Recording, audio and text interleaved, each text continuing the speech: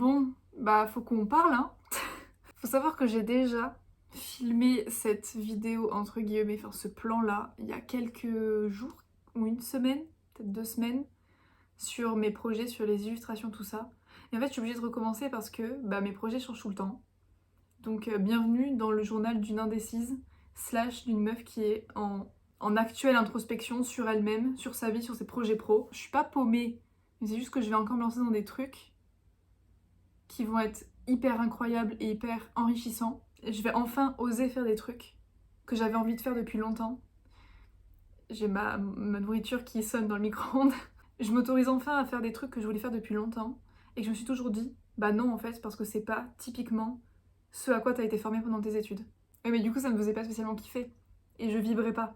C'est pour ça que j'ai peut-être un peu perdu la motivation aussi en termes de prospection pour une activité de designer. Mon contenu aussi que je poste sur les réseaux sociaux, il me correspond pas spécialement non plus, plus maintenant.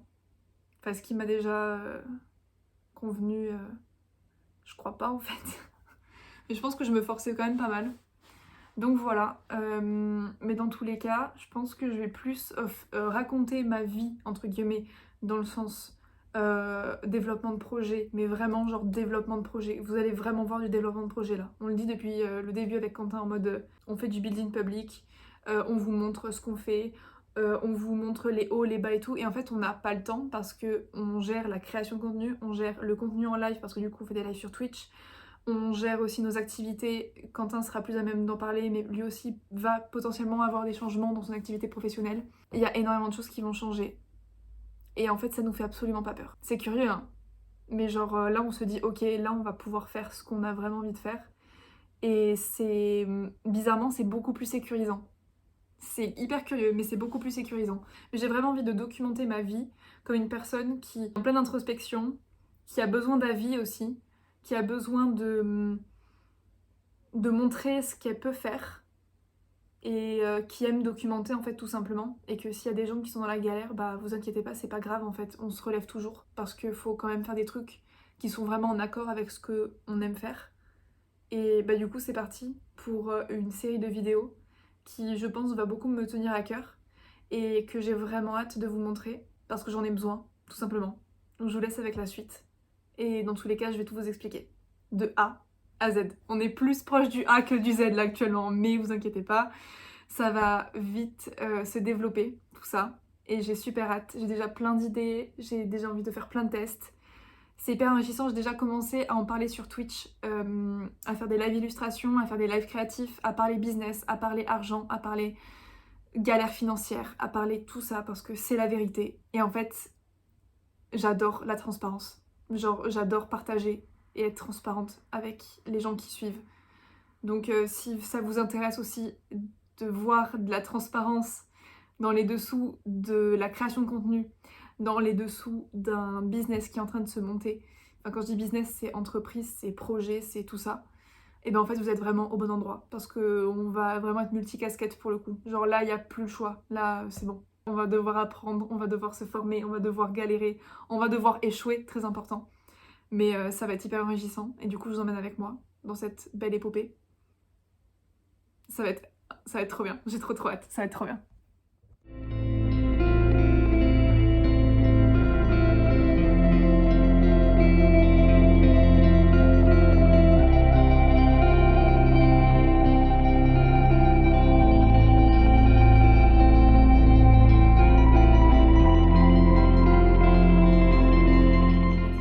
Je suis en train de me refaire la série The Witcher sur Netflix.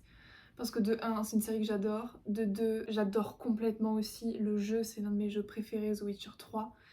Sauf que j'avais du coup envie d'y jouer ce soir, sauf que je veux pas continuer sans Quentin. Parce que Quentin n'est pas là ce week-end, il est en formation d'arbitrage. Vivre par procuration, c'est aussi trouver des moyens de faire des trucs sans faire les trucs. Donc du coup, série télévisée. Voilà, donc là j'ai regardé 2 épisodes. J'ai pas mal avancé aussi, j'ai écrit pas mal de trucs, donc ça m'a libéré un petit peu l'esprit et je vois un petit peu plus clair aussi. Il faut toujours que je note des trucs à rechercher pour demain parce que là du coup il se fait un petit peu tard et j'ai envie de faire un puzzle, c'est pour ça qu'on est ici. Et que j'ai un carton pour poser mon puzzle dessus. Le puzzle, c'est un puzzle de la marque Jour Férié. qui est incroyable. C'est des puzzles éco-conçus et fabriqués en France.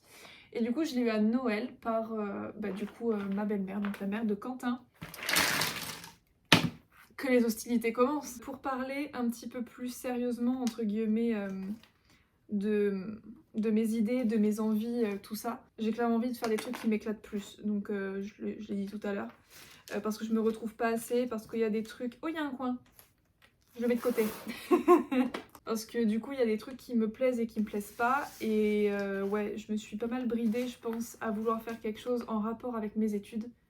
Devinez qui est obligé de recommencer parce que son téléphone n'avait plus de stockage. Je l'ai depuis un mois et demi. J'ai pas grand chose dessus, j'ai clairement pas beaucoup de photos ni rien. Mais mon téléphone était quand même à 128 Go. Sur 128 Go. Ça, c'est le genre de truc qui m'énerve. Ouais, j'ai envie de faire des trucs en fait qui me plaisent vraiment, sans spécialement me préoccuper par... mes études m'ont dit, tu seras designer, donc forcément tu seras designer. Dans une agence, designer pour quelqu'un, enfin... Et en fait, non, c'est pas obligatoire. Enfin, j'ai mon diplôme, j'ai surtout mes compétences, parce que maintenant on peut pas dire qu'un diplôme ça te donne un métier. Parce que je suis désolée, mais j'ai fait 5 ans d'études plus 1 an de master en stratégie d'entreprise. J'ai un peu la flemme d'être payée au SMIC pour un projet qui ne m'appartient pas. Et j'ai pas envie de me détruire la santé parce que je suis quand même assez, je vais pas dire fragile et sensible, mais je veux dire, il y a énormément de choses qui me touchent, notamment au niveau du travail. Et donc j'avais envie de me faire mes armes. Et on verra plus tard, ça se trouve je retournerai dans le salariat, ça se trouve j'aurai pas le choix. Je pourrais pas me dégager un salaire complet. Peut-être que j'aurai un taf alimentaire à côté et tout, mais en tout cas j'ai envie d'essayer. Si je n'essaye pas, je le regretterai. Et j'en ai parlé à mes parents. Ma mère elle était là, mais attends, ton projet en fait c'est du design produit. Tu crées des produits, tu réfléchis, tu développes des idées. C'est du design produit. Donc déjà, première chose, merci maman. Et après j'en ai parlé à mon père aussi parce que faut savoir que mes parents ils se sont lancés aussi en tant qu'auto-entrepreneurs, donc ils ont chacun leur entreprise. Des choses totalement différentes. Ma mère est sophrologue et mon père vend du matériel de golf d'occasion. Donc ça peut être des clubs de golf, ça peut être des sacs, beaucoup de choses. Donc totalement différent. Mais du coup j'en discute quand même avec eux en mode putain ça me botte bien quand même. Qu'est-ce que je fais? Est-ce que je risque le truc et tout? Est-ce que je risque pas et puis je continue à faire des trucs qui me plaisent pas spécialement à 100%? Et du coup, je m'attendais à ce qu'ils me calment un peu. C'est pour ça au départ que je leur avais envoyé un message en mode putain, je sais pas quoi faire, aidez-moi, mais remettez-moi un peu, les pieds sur terre et tout. Et les deux, ils étaient là en mode si t'as envie de le faire, vas-y, fais-le. Et mon père m'a dit mais dans tous les cas, il faut essayer. Donc oui, il faut que tu essayes. Je me rends pas compte en fait de la facilité à créer ton auto-entreprise, à faire les démarches et tout, parce qu'on va pas se mentir, ceux qui galèrent, je vois pas trop comment vous pouvez galérer, parce qu'en vrai, c'est pas si compliqué que ça. Je vais sur l'INPI, je crée une nouvelle activité sur mon entreprise, et c'est bon, c'est en 3 clics, littéralement. Pourquoi j'attends? Si jamais je dois acheter du matériel, si jamais je peux faire tout ça. Donc ça c'est plutôt cool en vrai. Je vais vous dévoiler un peu ce que j'ai envie de faire. Parce que ce sera beaucoup plus simple, plutôt que de blablater tout ça. Mais au moins, vous savez dans quel état d'esprit je suis là actuellement. Donc il faut savoir qu'on est le 2 mars. Je suis moitié bigleuse, putain, c'est un enfer. Et en fait, j'ai envie de me lancer dans... En fait, j'ai envie de... Attends, j'ai écrit ça comment? Parce que j'ai trouvé une super phrase, j'ai fait oh putain, alors celle-là je la garde. Rendre le créatif lucratif. J'ai des modèles, clairement. Il y a des personnes que je regarde tous les jours qui font ce que j'ai vraiment envie de faire. En fait, ce que j'avais dans la tête et je les ai découverts et je me dis mais en fait c'est exactement ça ce que j'imaginais. Il me manque un coin. Donc du coup, je n'abandonne pas du tout l'idée de faire du design.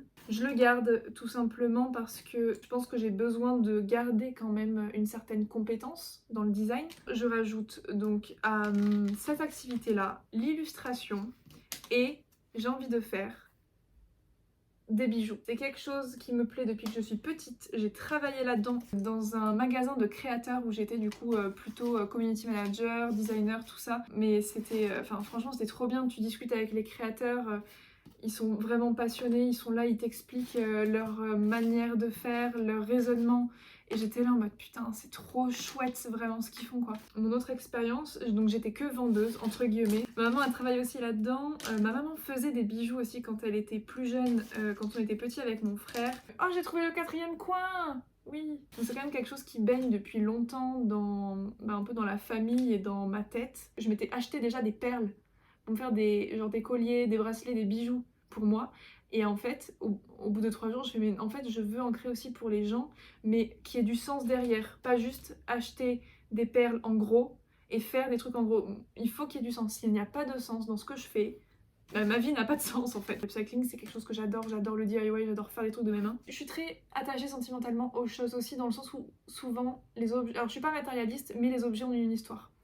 C'est pour ça que j'adore prendre des trucs de seconde main parce qu'en fait j'ai l'impression que je perpétue l'histoire et que je mets ma pierre à l'édifice à l'histoire d'un meuble. Et donc là j'ai envie de récupérer des vieux bijoux dans des brocantes, peut-être de chinés, peut-être aussi des dead stock, des perles, des choses comme ça. Je veux pas en fait qu'il y ait de la surproduction. Je veux vraiment des choses qui sont directement déjà sur le marché et les retravailler. Mais du coup ouais, j'ai trop envie de faire des trucs comme ça et il faut encore que je creuse, il faut encore que je fasse des recherches, tout ça. Je pense que j'ai pas mal trié quand même là. Et il y a l'illustration aussi.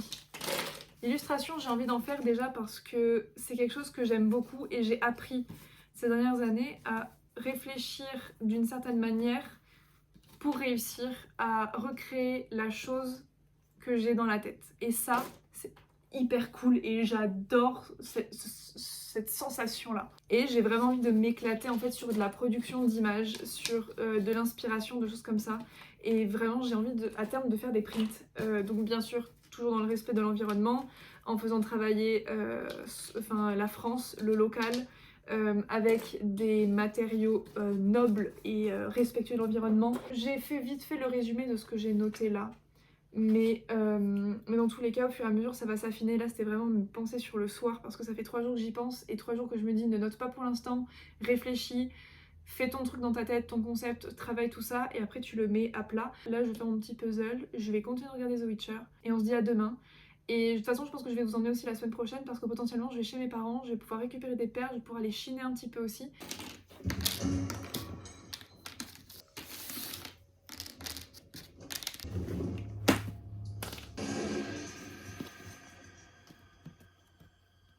Vilfril prefers mages from his kingdom, and Yennefer was born in Vengevær.